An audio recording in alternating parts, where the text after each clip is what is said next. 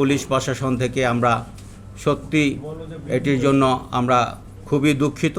এটি আমাদের কিছুটা হলেও ব্যর্থতা অবশ্যই আছে। আমরা 8 জন ক্রিমিনালকে ভিডিও ক্লিপ দেখে আমরা শনাক্ত করতে পেরেছি। এক সপ্তাহের মধ্যে চার্জশিট দেওয়ার চিন্তা করছি পিএম রিপোর্ট পাওয়ার সাপেক্ষে। গত 7 তারিখে সন্ধ্যায় 8টার সময় যে ঘটনাটি ঘটেছে সেটি আমরা একটু আপনাদেরকে জানাতে চাই। সেটি হলো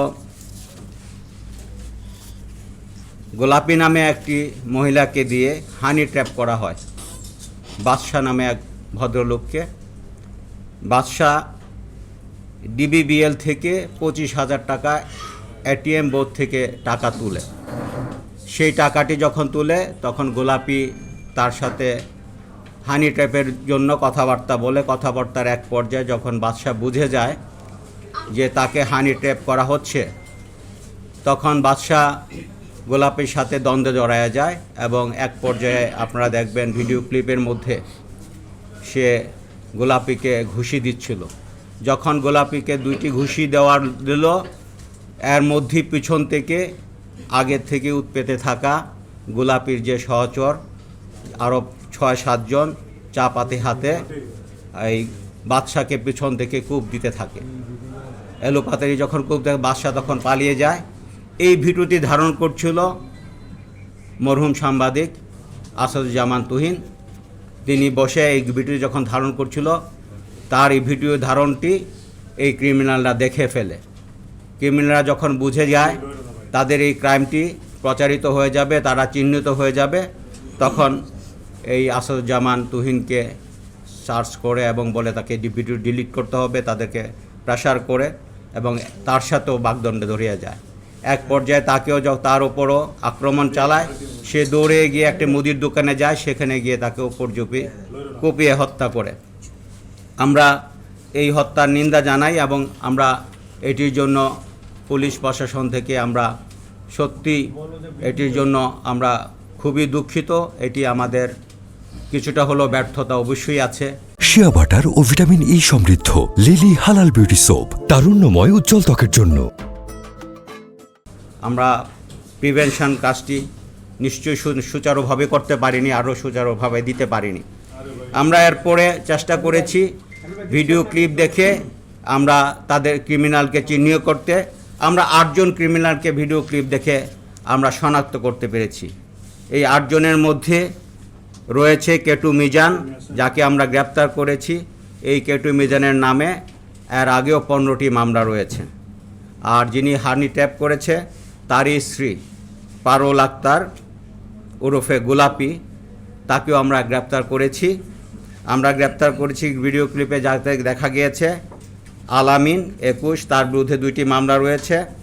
স্বাধীন, তার বিরুদ্ধে 2টি মামলা রয়েছে। শাহজালাল ওরফে পিতা হানিফ, তার বিরুদ্ধে 8টি মামলা রয়েছে। ফয়সাল হাসান সাব্বিরের বিরুদ্ধেও 2টি মামলা রয়েছে। এই 7 জনকে আমরা গ্রেপ্তার করেছি। আর একজন ভিডিও ক্লিপে দেখা যায় নীল জামা পরা আরমান, তাকে আমরা খুঁজছি, আমরা গ্রেপ্তার করে ফেলব।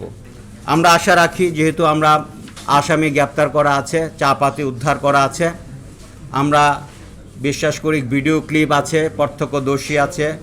ইভেন এই যে যিনি প্রথম ভিকটিম বাদশাহ, তার আমরা 161 নিয়েছি, 164 করাবো। আমরা মোটামুটি আমাদের এভিডেন্সের সিংহভাগই আমরা পেয়ে গেছি। আমরা পিএম রিপোর্ট পেলে আমরা যে কোনো মুহূর্তে চার্জশিট দিতে পারবো আশা রাখি। এবং ভিডিও ক্লিপের মাধ্যমে যেই আসামিগুলো ধরেছি, আমরা শনাক্ত করেছি, সেটি আমরা ফরেন্সিক করে নিব। আমি আশা করি ম্যাক্সিমাম 15 দিনের মধ্যে যদি আমরা পিএম রিপোর্টটি পেয়ে যাই, আমরা চার্জশিট দিতে পারবো। ক্রিমিনাল জাস্টিস সিস্টেমে পুলিশের কাজ শুধু ডিটেকশন এবং চার্জশিট দেওয়ার মাধ্যমে কিন্তু বিচার সম্পন্ন হয় না। চার্জশিটটি দেওয়ার পরে যেন তার সঠিক বিচার হয়, সর্বোচ্চ বিচার হয়, সর্বোচ্চ সাজা হয়, তার জন্য বেঞ্চ এবং বার 2টি কাজ করতে হয়। আমি আশা রাখবো, আমি অনুরোধ রাখবো আপনাদের মাধ্যমে দ্রুত সময়ের মধ্যে তাদের বিচার ব্যবস্থা করে তাদেরকে সর্বোচ্চ সাজার ব্যবস্থা করা। সাজার যদি মানে সংস্কৃতি তৈরি হয়, তারা যদি সাজায় ভোগ করে এবং সর্বোচ্চ সাজা পায়, ফাঁসি পায়, এটি যদি তাদের নিশ্চিত করা যায়, আমি মনে করি ক্রাইম দমন করা যাবে এবং আপনাদের সহযোগিতা চাচ্ছি। আজকে আপনারা যেভাবে আপনাদের সবাই এসেছেন আপনাদের এই একজন কলিগের হত্যার বিচার চাওয়ার জন্য, আমিও আপনাদের সাথে একত্রতা ঘোষণা করছি। আমি 24 ঘন্টার মধ্যে সর্বোচ্চ এফোর্ট দিয়ে সকলকেই, একজন আসামি ছাড়া সকলকে গ্রেপ্তার করতে সক্ষম হয়েছি এবং আমি বিশ্বাস করি প্রত্যেকেই এই মামলায় প্রত্যেকেরই ক্যাপিটাল পানিশমেন্ট হওয়া উচিত।